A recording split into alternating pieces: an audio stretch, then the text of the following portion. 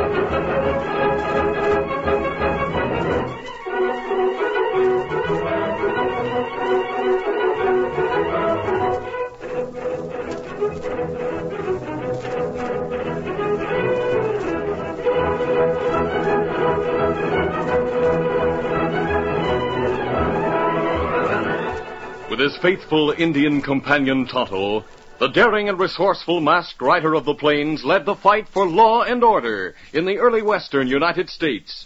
Nowhere in the pages of history can one find a greater champion of justice. Return with us now to those thrilling days of yesteryear. From out of the past come the thundering hoofbeats of the great horse Silver. The Lone Ranger rides again. Come on, Silver. Let's go, big fellow. Hi-Yo Silver!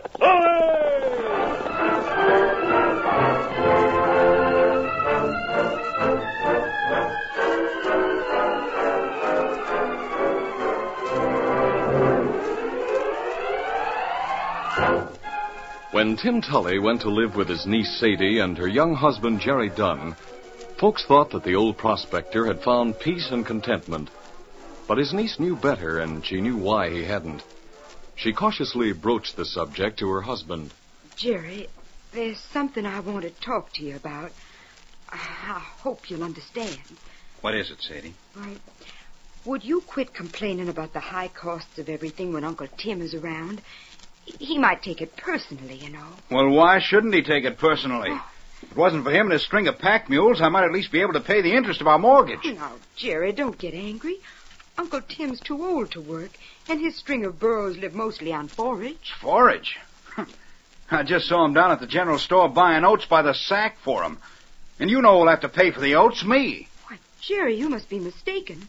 I'm sure Uncle Tim is in his room right now. I'm not blind. I know the old critter when I see him. But I see if you do or not. Where you going? To see if he isn't in his room. I know you're wrong. All right, take a look. Well, where is he? He is gone. What's that pinned to the pillow? Looks like a note. I'll get it. Yes, it is a note. It's addressed to both of us. Let's see it. Dear Sadie and Jerry, I hope you don't think I'm ungrateful for the nice things you've done for me, but I've got a bad case of gold fever. When you read this, me and my string of burros will be heading back into the hills. Jerry, he's gone prospecting again, and at his age. What's that postscript at the bottom? Oh, yes. I'm buying my grub stake at the general store. I'm charging it to Jerry. Oh. When I find my bonanza, I'll pay him back. What did I tell you? Charge it to me, the old fraud. But, Jerry, please. He says he'll pay you back sometime. Pay me back when he finds gold. Oh, Sadie, be realistic.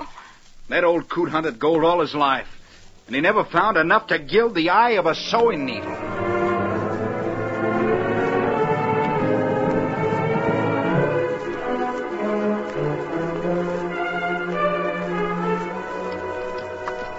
A few few days later, the Lone Ranger and Tonto crossed the rim of the Superstition mountain range and headed their horses down the precipitous trail that wound into a barren valley below.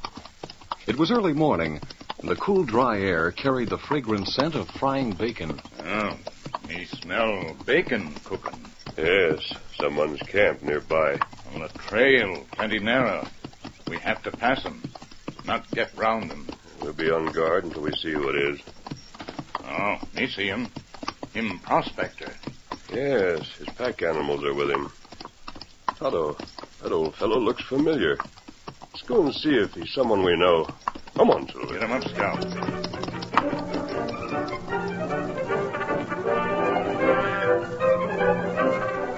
At first, old Tim was somewhat frightened when the Lone Ranger and Tonto came to his side. But the masked man quickly reassured him, and then continued. We met you years ago. You were prospecting on Old Bolley. By thunder, now I remember. My luck was running bad at that time, and you fed me and staked me to some rations. It wasn't till some time later that I realized you were the man that they called the Lone Ranger. This is Tonto, remember? Oh, sure, Injun. I remember you. Glad to see you. How? Won't the two of you join me at breakfast? Of course. Then I hope you don't mind helping out with your own rations. I kind of have to go easy on mine. Sure. Tonto will finish the cooking while you bring us up to date on what you've been doing since we last saw you. Well, I reckon I've got plenty to tell. As they ate breakfast leisurely, the old man told how he had gone to live with his niece and her husband, but had failed to find the peace and contentment he had hoped for. Oh, they were hard up, and I was a burden to them. On top of that, when I lit out, I charged my grub stake to Jerry. Now, I want you to do something for me. If I can. Yesterday, I run into a little luck. Not much, but this much. Look into this poke. Oh, gold nuggets. Yeah, I figure there's enough to pay off the grub stake bill at the general store. Now, if you get down to Porcupine any time, I'd appreciate it if you'd have Tonto drop in and pay the bill. Why, certainly. Here, Tonto, put it in the saddlebag. Me keep him, and me pay him. But mind you, Tonto, just pay it and say nothing. Jerry'll find out about it in good time. Me just pay. Tim, you're nearly 80, aren't you? I'm past 83. You shouldn't be roaming these mountains at your age. Why don't you go back to your niece? No, I can't do that, my friend. I wasn't happy there. I am happy out here. It's here in the mountains I spent most of my life. It's here I want to die. Then you didn't come back to the mountains in search of gold. No, I came back in search of peace. Sometime, if you're passing through here and you see buzzards circling in the sky, it may mean I found it. It's hard to die alone, Tim. It's much easier to die among friends. Well, I'll not go back to Sadie and Jerry and be a burden on them. Tonto, get a piece of paper in the saddlebag, will you? Me get it. How big a piece do you want? Oh, one of those cigarette papers you have there is large enough. Oh, never mind, Tonto. I'll use this paper. Yeah. Tonto and the old prospector watched curiously as the masked man spread the cigarette paper against the side of his boot and with a pencil drew a sketch. When he had finished, he handed it to old Tim. Now, this sketch shows how to reach a place where Tonto and I once camped on the other side of the rim. There's water and forage and plenty of supplies. Yeah? It's a peaceful place, Tim. At least you'll know you'll be found by friends, not buzzards. Yes. Yes, I see what you mean. Come on, Tonto. Let's be going. Here, Scout. Here, Silver. Easy, big fellow. Steady, Scout. Easy, fella. Adios, my friends. But not goodbye, Tim. Come on, Silver. Get him up, Scout.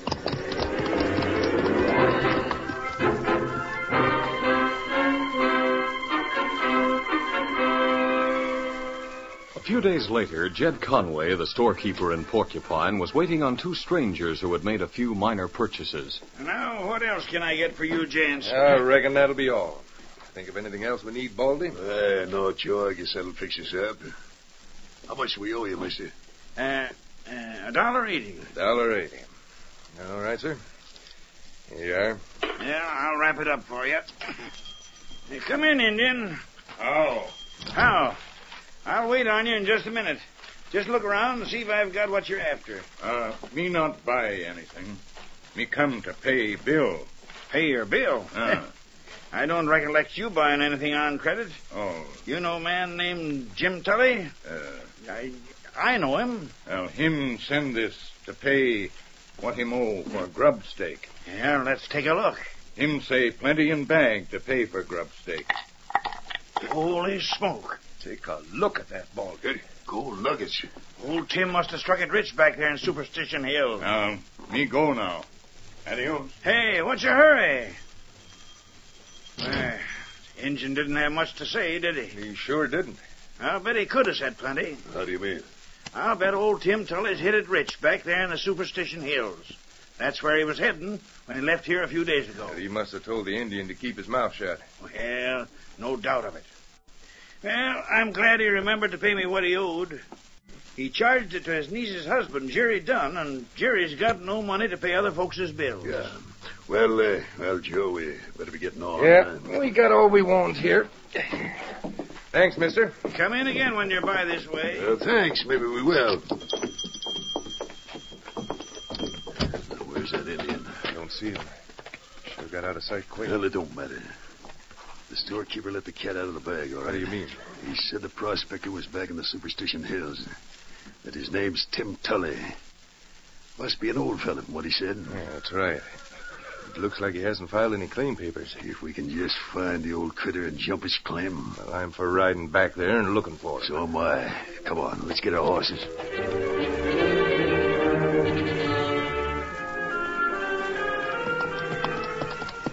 Stop here, Baldy. Oh. What's the matter? See that old fella down there in the draw? Yeah, prospector.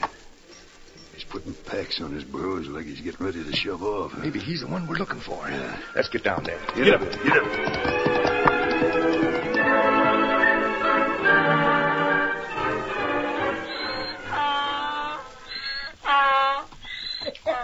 Oh, shut up, Muscatine. What in thunder are you braying about?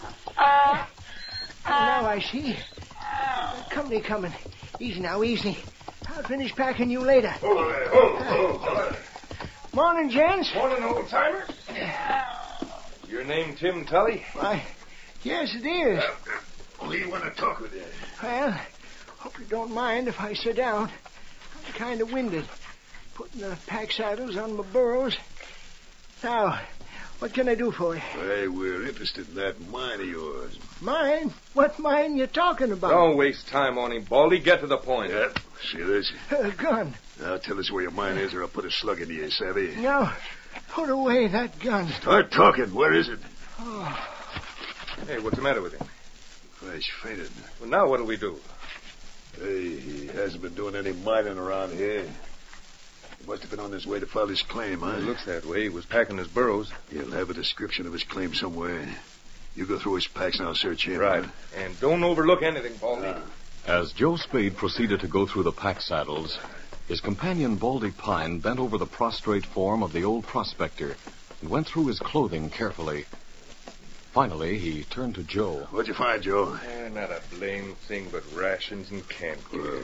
Didn't he have any ore samples hid away in him? Not a sample of ore anywhere. No papers with a mine description either. What'd you find on him? Not much more than you did. What do you mean, not much more? Well, found this watch. Good one, too. Take a look at it. Well, at least it's worth something. Well, all we can do is wait till he comes to and give him the workout for talking. Yeah. What are you doing? Feeling his heart. Oh, he'll come to in a while. No, he won't come to. The old critter's dead. Dead? Yeah. Now we'll never know where his mine is.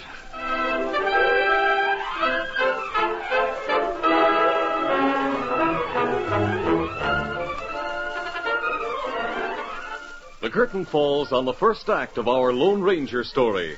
Before the next exciting scenes, please permit us to pause for just a few moments.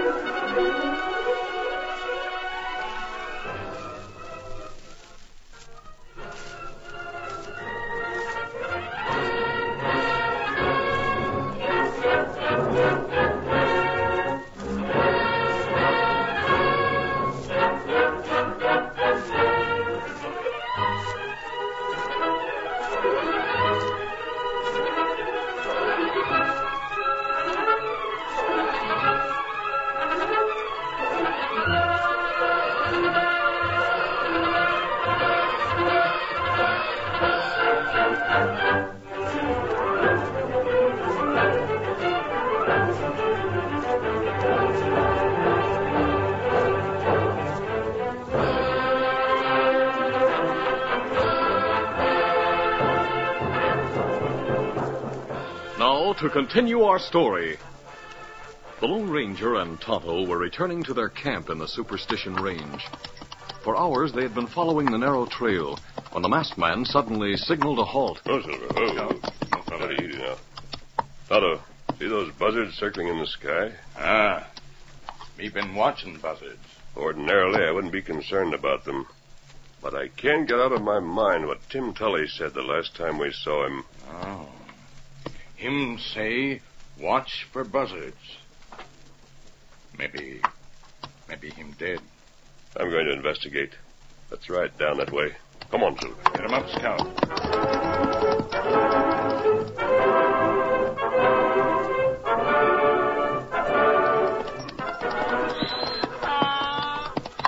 Oh, Silver. Scout. Enough. Easy, son. Tim Tully, all right. Him looks dead. Let's examine him for wounds. Help me lift him. Me will. There. I don't see any wounds. There's no blood on his clothes. You feel hot. I don't feel any heartbeat. Oh, not bad. Maybe medicine, saddlebag. Get it quick. Me get it. Hurry, Tonto. Oh, me hurry. Here, medicine.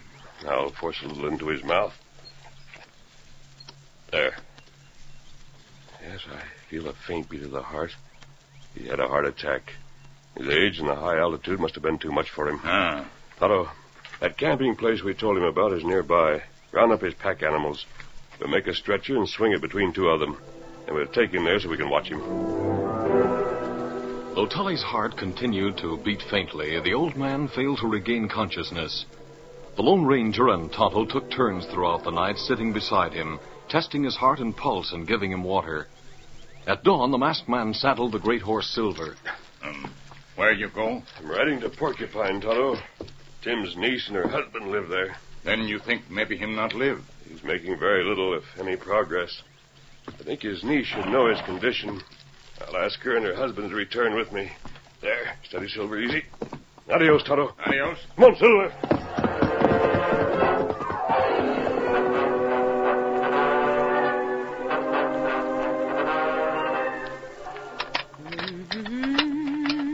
Sadie, where's my hat? In the hall. Well, where are you going, Jerry? You haven't had your breakfast yet. Jed Conway sent word he wants to see me. Jed Conway? What does he want? I suppose he wants me to pay for that grub stake your Uncle Tim charged me. You can't pay it. We haven't got the money. You don't have to tell me that, Sadie. I can't even pay the interest on the mortgage, and it's due Saturday. Won't Mr. Conway wait a little longer? Oh, I don't know. I'll just have to tell him I haven't any cash. Jerry was pleasantly surprised to learn that Tim had paid his debt with gold nuggets. Moreover, there was enough of an overpayment to enable the young man to pay off his mortgage at the bank. Thanking the storekeeper, Jerry went to the cafe to wait until the bank was open. There were a number of people in the cafe. Among them, Joe and Baldy, who had robbed old Tim of his watch. You have enough to pay for what we just ate, Joe? Me? Why, no. Don't you have any money, Baldy? Well, not enough to pay the bill. I thought you had cash. This is a fine how-to-do. We come in here and eat our fill, no money to pay for it. Well, looks like we'll be washing dishes, Baldy. Not me. I'll walk out of here with a gun in my hand before I'll scrub a dish. Hey, wait a minute. Where's that watch? We can pay up with that and get some cash to boot. Yeah. I forgot about that watch. Here it is. Oh, it's worth plenty. It's a good watch. Is it running? Well, I haven't wound it since I got it. Well, let's see how you wind it up. Oh, that's a key winder, and you don't have a key. Well, open up the back. Maybe I can wind it with the point of my knife. Huh? Hey, something fell out of it. Yeah. Piece of paper. Well, let's see it. That's just cigarette paper. Well, why'd the old critter have it in his watch? It must be important. Hey, there's pencil scratching on it, you see? Baldy. Huh? That's what we went looking for. What? Look. You see? Now, there's a trail. And there's them two high mountain peaks drawn east and west of the trail. What's the big X marked here? Why, that's the old critter's mine. There's no doubt of it. Bless my hide. That's what it is. Now, let's get back to the hills and find it. Now, wait a minute. Don't forget, we got to pay for our breakfast. If we're heading back into the hills, we've got to have feed for our horses and grub for ourselves. We can sell the watch. Hey, quiet. That young fella's coming over here. Mind if I sit down at your table? Well, there's lots of other tables around, mister. Empty ones. I know, but I have to get over to the bank when it opens. From this table, I can see across the street. Why, sure. Sit right down. Glad to have you. Thanks. As Jerry sat down, Joe Spade winked knowingly at Baldy Pine. And then he began to explain to Jerry how they had eaten breakfast, only to learn that they had no money to pay for it. So, someone must have picked our pockets. Yeah, they sure did. We had money last night. Well, I don't have much, but I was lucky today, so I'll pay you, Bill. Oh, no. We wouldn't want you to do that, would we, Baldy? Well, of course not. But we was wondering if you'd buy this watch. What? That'd give us cash to pay our bill and have some to boot. It's a good watch. Where'd you get that watch? Where'd you get it? Yes. Well, I'll tell you, mister. We ran into an old prospector a few days ago. We had plenty of supplies, and he was plumb out. Since we were on our way back where we could get more, well, we sold him our supplies for the watch. Yeah. I see. Do you know him? Yes, he's my wife's uncle. I know that watch. He prized it above everything he had in the world. He must have been hard up to sell it to you. I reckon he was, but we didn't know we were taking advantage of him. He did me a favor. Perhaps I can do him one.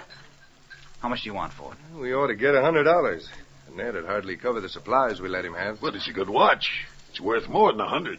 Well, it means I don't make my mortgage payment today. But I'll take it. It's the least I can do for Uncle Tim. After all, it's his money. When Jerry Dunn returned home, he told his wife the good news about the grub stake being paid, and how he had intended to pay the interest on the mortgage with the cash that had been left over. Isn't that wonderful? So you see, Jerry, you misjudged Uncle Tim. I sure did. But I made up for it. Wait till I tell you what happened. Just a moment, Jerry. Someone rode up outside. Oh, he's at the door. I'll answer it. Hey. Who are you? What do you want? A masked man. Don't be afraid. I'm here as a friend. And why are you wearing that mask? I came to tell you about your uncle, Tim Tully. Uncle Tim? What about him? Mrs. Dunn, you and your husband should be at his side. I think he's dying. No. Poor Tim. What happened to him? Come in, mister. Thanks. When the Lone Ranger had told how he and Tonto had found the old prospector unconscious and taken him to their camp, Jerry Dunn then brought forth the watch and told how he had obtained possession of it. I don't believe their story. Do you think they lied? Yes, I do. Tim had plenty of supplies when I left him. Then how did the men get his watch? They must have stolen it. Fortunately, you got it back, even though you had to pay for it. Can't we have them arrested? Oh, we're too late, Sadie. I saw them right out of town. It's more important to reach Tim. If we start now, we may be able to reach the camp by tomorrow morning. And I'll get our horses saddled. Sadie, you get ready to leave with us. Yes, I'll be ready. Poor Uncle Tim. A few hours following the Lone Ranger's departure from the mountain camp, old Tim Tully's rugged constitution began to assert itself, and he regained consciousness and demanded food, which was provided by Tonto. Toward morning, Tonto, after a night-long vigil, dozed in front of the fire. He wakened with a start Don't when... make a move, Indian. What you want here? You'll find out. Hey, Baldy, he's the Indian we saw in the store. Yeah, sure it's him. He's got in the old man's mind. And look, Baldy. Huh? Look under those blankets there. Why, it's the old prospector himself. Well, I'll be a salamander. And he's alive. Listen to him snore. Him plenty sick. Now you go. Now, cool off, Indian. We're not going nowhere. We come to stay, haven't we, Joe? You bet we have. And come daylight, you can show us that mine around here, Redskin. This no mine. This camp. Hey, you hear that? Someone's coming, Joe. Yeah. The Indian's horse answered the one coming up the trail. We got to get out of sight. Now, listen, Indian. We're taking you with us over yonder in the dark where we can't be seen. But if you let one peep out of you, we'll blast you to the happy hunting ground. Now, come on. Oh, but we will. Let's get out of sight. Get moving, Indian.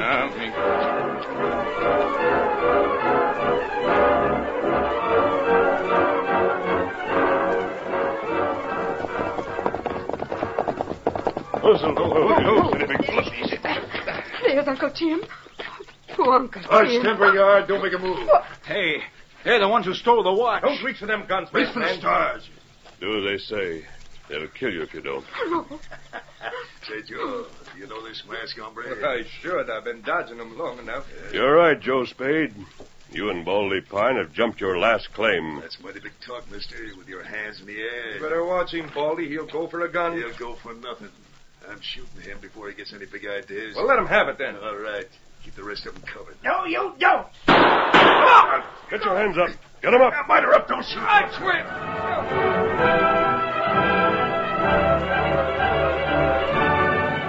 quit. Old Tim received his cash from the crooks and his watch from Jerry. Then, while the Lone Ranger and Tonto tied Joe and Baldy, the masked man explained. These crooks came here because of the map I drew for you, Tim. They found it in your watch. Yeah, the jugheads thought it was a map showing a gold claim. They sure were fooled. Did they think I'd be fool enough to draw a map of my discovery before I filed a claim? What discovery? Well, I reckon I fooled all of you. But I did discover gold. What's that? Yeah, I found a mine a week ago, a real bonanza. Well, I'll be... But I know these hills like a book. I'd never be foolish enough to draw a map until I filed my claim. But I'm getting too old and stove in to work it. I need a vigorous young fella like Jerry to take it over. Thanks, Uncle Tim. Oh, Uncle Tim, you're wonderful. Jerry and I'll take you home with us. No, and then... not right away. Can't travel yet. I want to rest right here in the Lone Ranger's camp, where it's peaceful. Did you say the Lone Ranger? Yeah. Jerry, the crooks are all tied. You and Tonto watch them until I send the sheriff. Easy, big fella, easy. Adios. Adios. Come on, fiddle there. Didn't you and Sadie know that man is the Lone Ranger? Adios, fiddle there.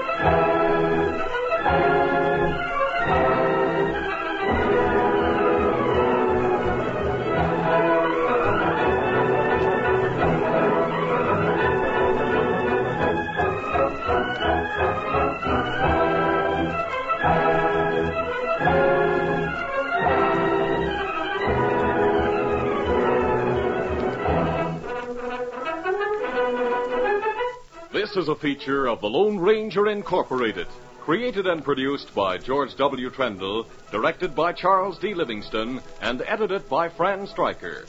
The part of the Lone Ranger is